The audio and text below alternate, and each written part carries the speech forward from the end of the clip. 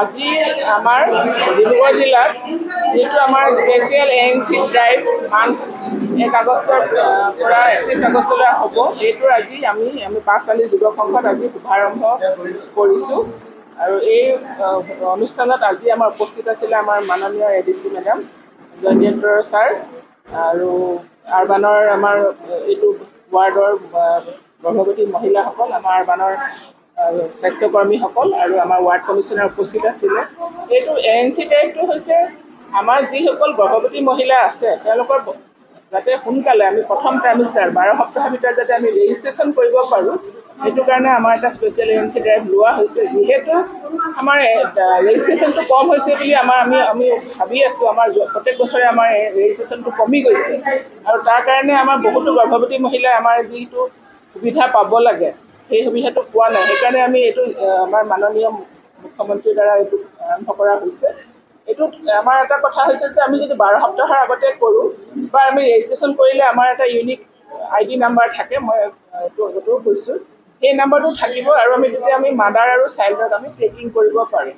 এতিয়া আমি নতুনকৈ যেতিয়া ৰেজিষ্ট্ৰেশ্যন কৰিম তেতিয়া তেওঁৰ নামটো আমাৰ RCS যিটো reproductive and child development register থাকে তাতে উঠিব। তাৰপিছত তেওঁক আমি প্ৰত্যেক মাহে মাহে বা আমি 4টা ANC চেকআপ গোটেই গৰ্ভাৱস্থাত আমি কৰিম আৰু কোৱালিটি ANC চেকআপ পাবৰ কাৰণে আমি তেওঁৰ বিভিন্ন ধৰণৰ পৰীক্ষাবিলাক আমি কৰি চাম। তেজৰ পৰীক্ষা, গৰ্ভাৱস্থাৰ মানে কেনেকুৱা ধৰণৰ সুবিধা অসুবিধা আছে, তাতে তেওঁক দিবলগীয়া কিছুমান আমাৰ ঔষধ ধৰক আইৰণ, ভিটামিন আৰু ধৰক কেলছিয়াম আৰু ধৰক কিবা পৰীক্ষা কৰিবলগীয়া, তেওঁৰ যদি কিবা আণ্ডাৰলাইং ডিজিজ আছে, বেমাৰ আছে ধৰক বা তেওঁ যদি গৰ্ভাৱস্থাটো কিবা ইমাৰ্জেঞ্চি বা হাই ৰিস্ক বুলি যিটো কোৱা হয়, সেইবিলাক আমি আগতীয়াকৈ যদি ধৰা পেলাব পাৰোঁ তেতিয়াহ'লে তেওঁ মানে স্বাস্থ্যৰ আমি যতন ল'ব পাৰোঁ আৰু তেওঁৰ পৰা আমি এটা মানে সুস্থ শিশু আমি পাব পাৰোঁ।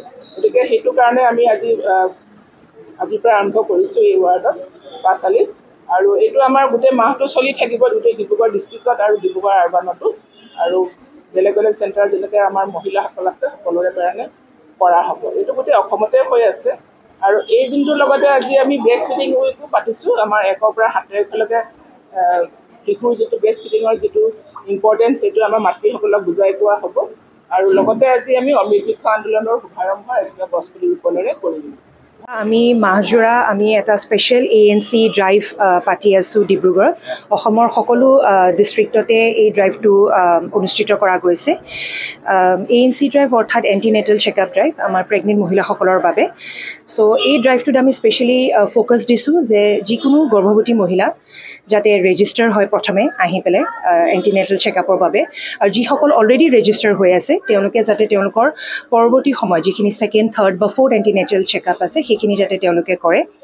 আৰু ডিব্ৰুগড় ডিষ্ট্ৰিক্টৰ আমাৰ 6টা হেল্থ ব্লক আছে, প্লাছ আৰবান হেল্থ ব্লকটো আছে। চ' এই গোটেইকেইটা হেল্থ ব্লকতে প্ৰথমতে আমি এলিজিবল কাপলৰ লিষ্টখন ওলাই আমি প্ৰেগনেণ্ট মহিলাসকলৰ এটা টাৰ্গেট ক'ত কিমান থাকিব পাৰে তেনেকৈ গোটেইখিনি লাইন লিষ্ট ৰেডি কৰি পেলাই আমি এটা মাইক্ৰ' প্লেন বনোৱা গৈছে প্ৰত্যেকটো হেল্থ ব্লকতে।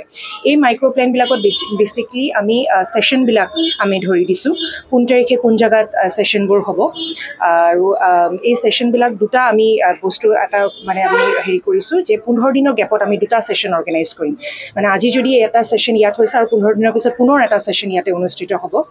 মূল উদ্দেশ্যটো এইটোৱেই, এই স্পেচিয়েল ড্ৰাইভটোৰ যাতে কোনো গৰ্ভৱতী মহিলা ANC বা আমাৰ কোৱালিটি হেল্থ চেকআপৰ পৰা বাদ পৰি নাযায়, সেইকাৰণে এইটো অনুষ্ঠিত কৰা গৈছে। আৰু আমাৰ সংবাদ মাধ্যমৰ দ্বাৰাইতো মই এইটো সকলোকে আহ্বান জনাব বিচাৰিছোঁ যে সকলো আগবাঢ়ি আহক। কোনোবা যদি প্ৰেগনেণ্ট মহিলা আপোনালোকৰ তাত আছে তেওঁলোকক চেকআপটো কৰক, আৰু যদি ৰেজিষ্ট্ৰেশ্যন এতিয়ালৈকে কৰা নাই তেতিয়া তেওঁলোকো আহি পেলাই যাতে ৰেজিষ্ট্ৰেশ্যনটো কৰাওক। ধন্যবাদ।